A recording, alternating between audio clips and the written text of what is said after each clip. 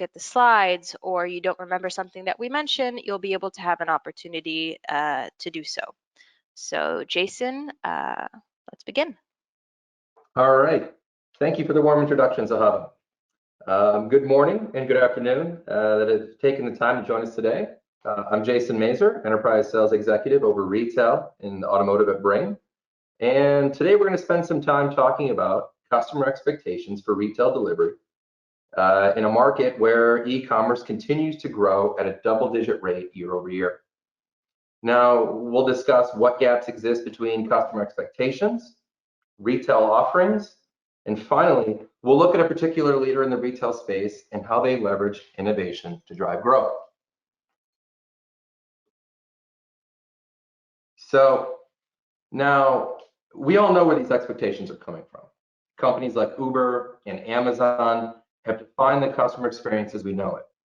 When we look at the numbers, shoppers are starting their shopping on Amazon 5 times more often than they are at a retail site.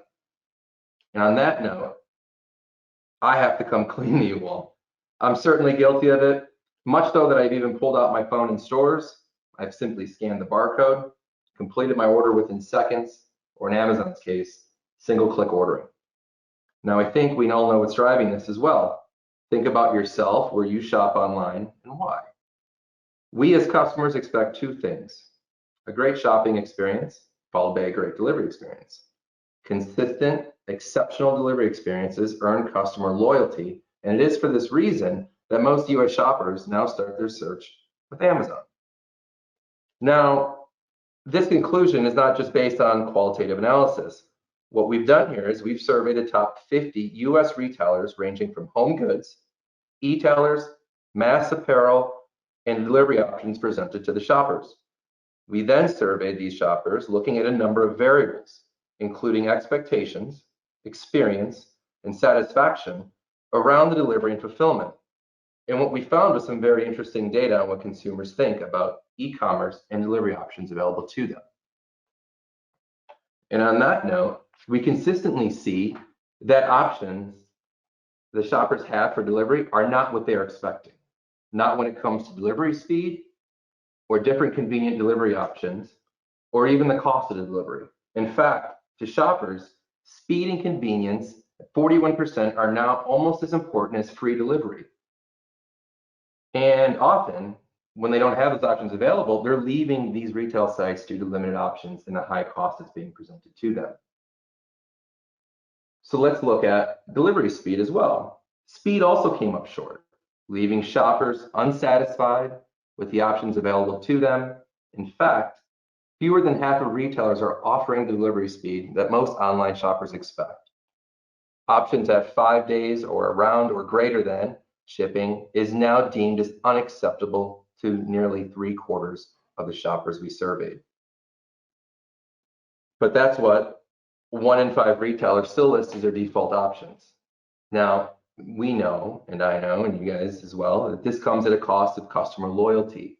And what we saw was approximately 2/3 of consumers, or in this case, 63%, stopped their online shopping before checking out because of slow or expensive delivery options. Retailers can no longer assume buyers will put up with getting their goods several days later. With regards to price points, this is also a sticking point among retailers in today's world. Free shipping is one of the greatest marketing tools available to an online store. It can motivate customers to buy more, give them an incentive to buy right away, or simply provide an edge over the competition. Now, the data here showed that currently delivery fees are 4 times higher than what shoppers say they are willing to spend, with shoppers leaving more often than not. And so, what are consumers expecting? They're looking at for convenient delivery options. To meet these where consumers are today, retailers need to offer a number of items, a variety of shipping options such as next day, same day, or even within hours. Options to have products delivered or available for in-store or curbside pickup, or even nearby lockers that some have already deployed. Real-time visibility for the customer into the product tracking and delivery. Where is my product at? Has my order been processed? Is it shipped? Is it with the driver? What's the ETA? Convenience for a shopper to change the final destination of a product mid-delivery, or even the convenience to schedule with ease from a laptop or mobile device. Or perhaps I'm at my neighbor's house, deliver there, or just leave at the front doorstep. Let me leave a note for the driver. Hassle-free returns of products. How do you handle them today? Think about that. What does the workflow look like? And of course, accurate, fast fulfillment of orders, as 84% of customers won't return after a single poor delivery experience.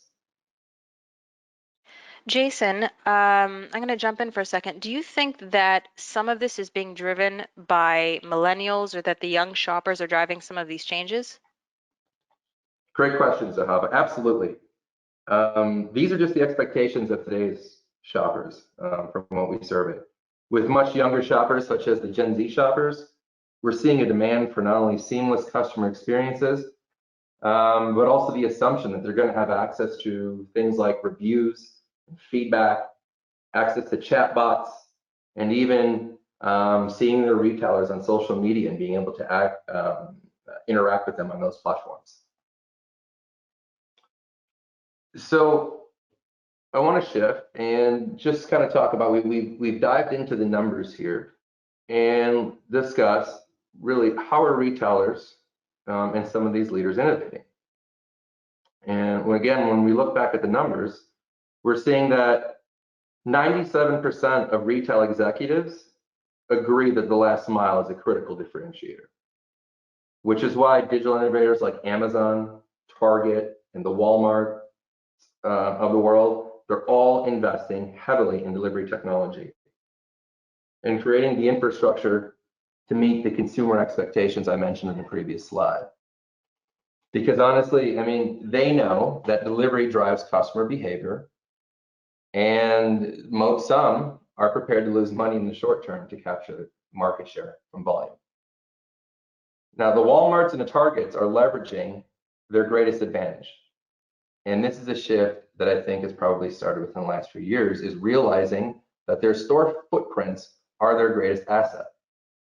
By doing and shifting this mindset, it allows them to offer more delivery options and faster deliveries that, if done right, is more cost effective and keeps margins where they need to be while meeting customer expectations. Across the 50 retailers we surveyed, by the way, only 9% currently offer delivery from store, and mostly next day delivery. Some of the 50 who did offer same day only had it in limited markets, early cutoff order by windows, and it was unclear as whether same day was even an option. What we look at this as is a symptom of companies that simply lack the ability or technology to orchestrate delivery across their carriers and retail operations at scale. But let's be clear though, not every retailer is an Amazon that can simply invest billions of dollars for free 2-day or next day delivery in hopes of turning a profit in the long game and market share over volume. Or place an order for 100,000 additional vehicles to grow its mega fleet. Where we need to really focus is retailers need to form partnerships with technologies that can drive innovation now and allow them to push deliveries to a number of delivery providers to compete against this behemoth and grow. So I mentioned innovation, all right, and the innovation I'm talking about is based around what we call orchestration technology. And these items here, these represent the components that need to be connected. Leveraging this orchestration technology is what's going to enable retailers the ability to provide diverse offerings of shipping speed, fast, convenient delivery experiences that consumers expect, and at reasonable price points for the customer. And it does that by connecting and improving how you manage your inventory, allowing visibility into where your inventory is, what resources are available. The technology will help and aid in automating and optimizing your operations at scale, so that dispatching and routing of orders, redirecting orders to alternative locations, and cost-effective options are available to the customer through a number of channels. And all of that should apply whether it's your fleet or multiple external fleets. And then, of course, the ability to decide which fleet delivers the best experience at the right value for your customer.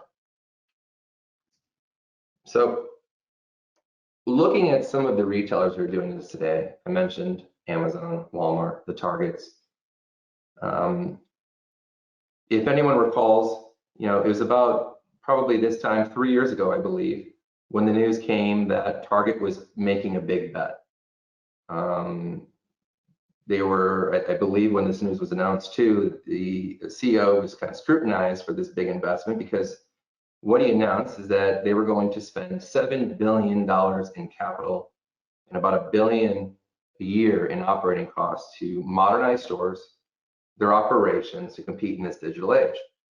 It also included a number of acquisitions, including same-day delivery platform that leverages a crowdsourced model of shoppers to accelerate the digital fulfillment efforts.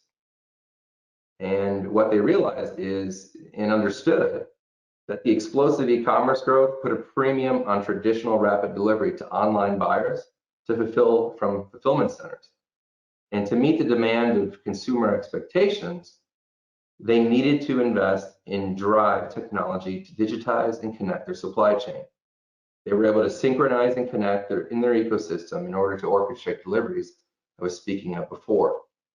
Things like same-day delivery, whether through mobile platforms, online, understanding where inventory is from store to fulfillment center to distribution center, and being able to automate their supply chain processes to the right fleets.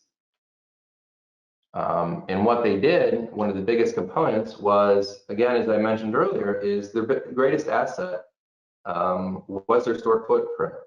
And so by increasing and improving their inventory synchronization to these stores and fulfillment centers and distribution centers, they were able to leverage a platform that can give them visibility into the inventory. Again, moving products quicker and delivering on what consumers are now expecting. By doing so, in this fully connected ecosystem, really gave them the complete visibility of the supply chain, taking order fulfillment down to its most granular level at an astounding 1,800 locations, which can easily reach 75% of the US population. With that type of innovation, I mean, they're moving from delivering in days to hours and making same-day delivery more available and more affordable to people across the US. Now, this is not just same-day delivery, but they're meeting expectations by delivering multiple options, whether it's free 2-day ship. They've gone into Amazon's kind of subscription model, same with the Walmarts, providing free and easy returns, and allowing customers the convenience of selecting which time window do they prefer the delivery.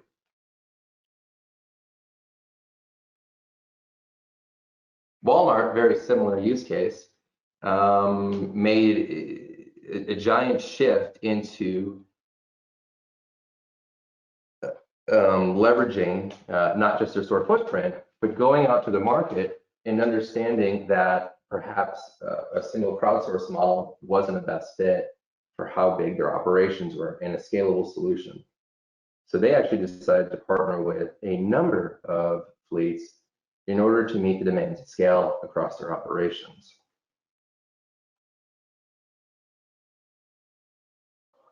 So in order for the retailers to succeed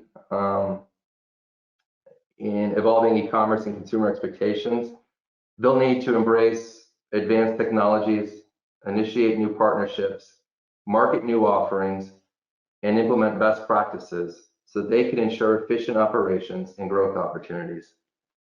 Understand what your customers are expecting, decide which methods to utilize to drive growth, how delivery will tie into inventory at stores and fulfillment centers, what fleets do I have connected to intelligently dispatch orders at the right time, and the place my customers select. And by leveraging the right platform that can connect and automate these types of decisions, will allow you to meet the convenience, cost, and experience your customers now expect. And these are just some of the results that we're seeing in the marketplace. Retailers that we're working with, by leveraging and digitizing and connecting your supply chain, able to reduce smaller delivery windows nearly 6x by allowing a system that can automate and intelligently dispatch orders to the appropriate store, whether again it's curbside pickup or to an internal or a hybrid fleet.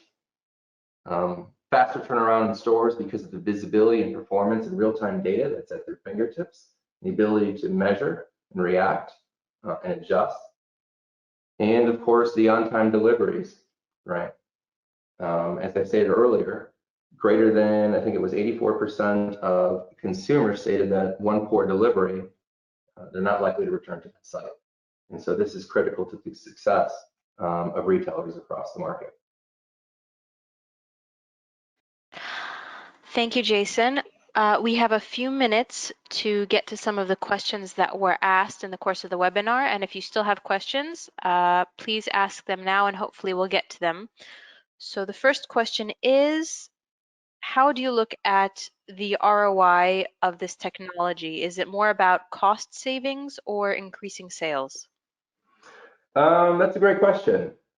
I'd say it's important to start by saying that, ROI is a subjective topic. It's, we work closely with every customer to identify and optimize the right KPIs for their initiative. That said, overall, ROI is typically measured on two levels, hard metrics and soft metrics. And just to clarify, hard metrics typically focuses on efficiency and revenues. With efficiency, the ability to do more at lower costs. And revenue growth is the amount of incremental business your investment has helped drive. Whereas soft metrics, indicators that your initiative is helping to drive business growth and sustainability. Examples might include improvements to customer relationships, such as NPS and CSAT, as well as broader strategic initiatives. I think that digitizing and measuring supply chain performance. Okay, I hope that that question was answered. Now, next one is, we observe a battle in regards to delivery speed. Next day, same day delivery is expected. Do you think this is real customer expectations or just retailer promotions? That's a great question. Honestly, I think it's a combination of both. It's trying to understand, again, what your customers are expecting, what's going on in the marketplace, and then which methods retailers can really successfully execute on, again, while protecting those margins. To meet what those customers are expecting. Again, I think it's definitely a combination of both, and you really just have to decide what's best for the business. Yeah, I'm sorry, I hope that answered the question. All right, we have time for a couple more questions. This one's kind of broad. Where do most retailers start? I'd like to get a sense for how this is rolled out practically speaking. It seems like a lot to take on. What do you think about that? Yeah, no. I know I mentioned that, it was about this time 3 years ago where Target started their transformation process. Good thing is it doesn't take that long. If, you're looking to leverage orchestration to drive innovation and improve your experiences that you're providing your customers. But in theory, every retailer should start at the point that really makes most sense to their business and strategic objectives. We typically start with a pre-scale engagement, which we hope to get live within in a market within weeks. This involves daily iterations, which allow us to move quickly with improvements while getting feedback from the folks in the field. basically until the project is ready for scale. This process is typically around a few months, so I'd have to say not years. As I stated, some of these other larger corporations, but again, this is just getting to and connecting, as we stated in the orchestration, from orders all the way through to intelligently dispatching through a myriad of fleets.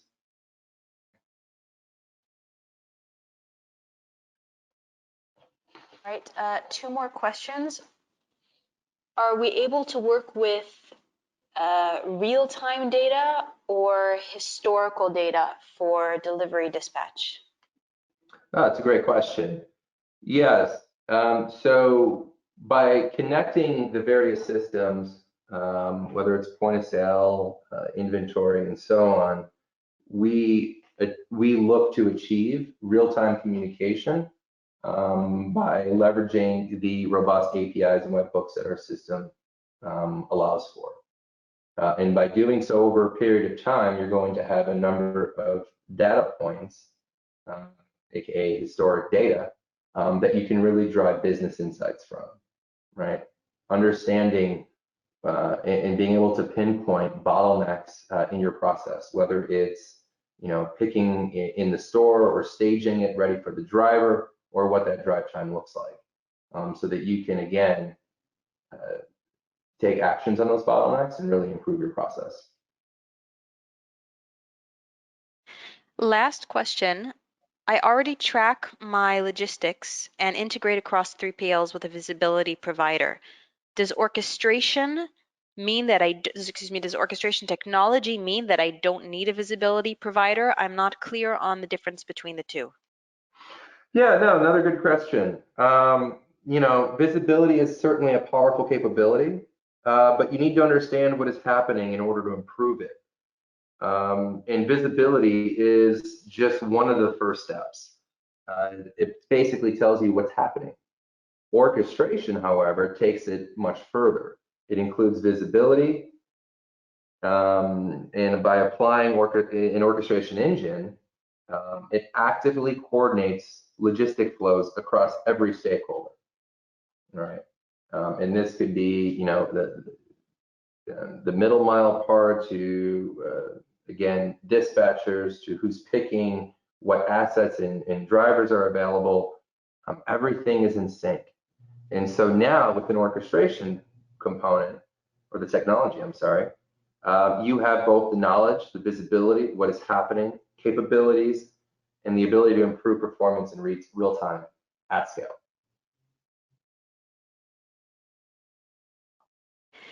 Thank you, Jason, and thanks to everyone for participating. This marks the end of the webinar. As a reminder, you'll all be receiving a recording of this webinar this week, and there were several questions that we don't have time to answer at the moment. So if you are in touch with the Bring representative, they will be getting back to you with some answers, and if not, you can go to bring.com and ask to speak with us to get some answers. And also, if you're interested about hearing about new surveys and reports that come out of Bring regularly, you can also go up to bring.com and sign up to our newsletter. So thanks again, and have a wonderful morning, afternoon, evening, and good night. Thank you.